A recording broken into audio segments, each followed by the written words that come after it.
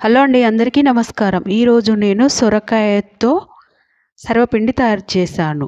2 కప్పుల బియ్యం పిండి, 4 స్పూన్ల శనగపప్పు, 1 స్పూను జీలకర్ర, స్పూనున్నర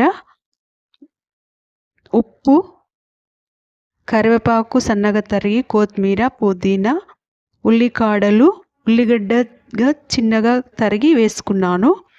ఒక సొరకాయను ఇలా ముక్కలుగా చేసి పేస్ట్లా తయారు చేశాను. 2 స్పూన్ల కారం వేసుకొని మొత్తం దగ్గరికి వచ్చేంత వరకు కలిపి కొంచెం వాటర్ వేసుకొని మొత్తం ముద్దలా తయారు చేశాను. మూత వేసి ఒక 10 నిమిషాలు పక్కకు ఉండనివ్వాలి. సొరకాయలో పీచు పదార్థం ఉంటుంది. నీటి కంటెంట్ ఎక్కువ ఉండడం వల్ల మనకు హెల్దీకరమైన ఫుడ్ అని చెప్పవచ్చు. జీర్ణక్రియ బాగా పనిచేస్తుంది. ఇప్పుడు ఈ సీజనల్ వెజిటేబుల్గా అప్పుడప్పుడు ఇలా తినవచ్చు. ఒక కడాయి తీసుకొని ఆయిల్ వేసి మొత్తం స్ప్రెడ్ చేసుకోవాలి. ఈ పిండి ముద్ద తీసుకొని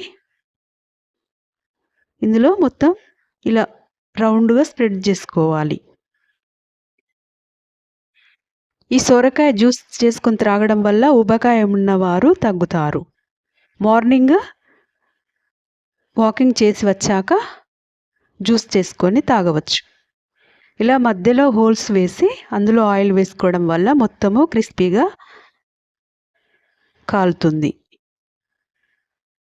స్టవ్ వెలిగించుకొని దానిపై ఇలా పెట్టేసి ఒక 10 నిమిషాలు కుక్ చేసుకోవాలి.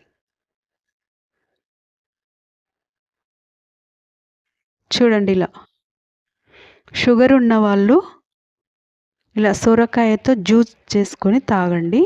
షుగర్ కంట్రోల్ అవుతుంది. బీపీ, కొలెస్ట్రాల్, ఊబకాయం తగ్గడానికి సొరకాయ చాలా బాగా ఉపయోగపడుతుంది.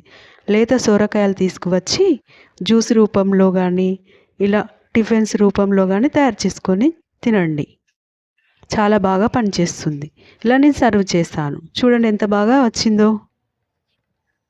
హెల్దీ ఫుడ్ అని చెప్పవచ్చండి. ఇందులో అన్ని ఆకుకూరలు వేశాను కదా, మళ్ళీ ఇందులో ఈ సొరకాయ వేశాను.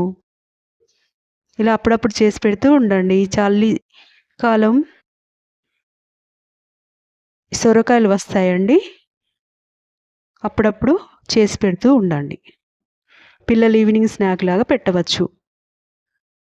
చూడండి ఎంత బాగా వచ్చిందో. ఇంట్లో ఎవరైనా పెద్దవాళ్ళు ఉన్నా కూడా ఇలా తింటారు. ఇలా సర్వపిండి రూపంలో తయారు చేసి పెడితే తింటారు. పుదీనా ఉంది, మెంతి కూర ఉంది,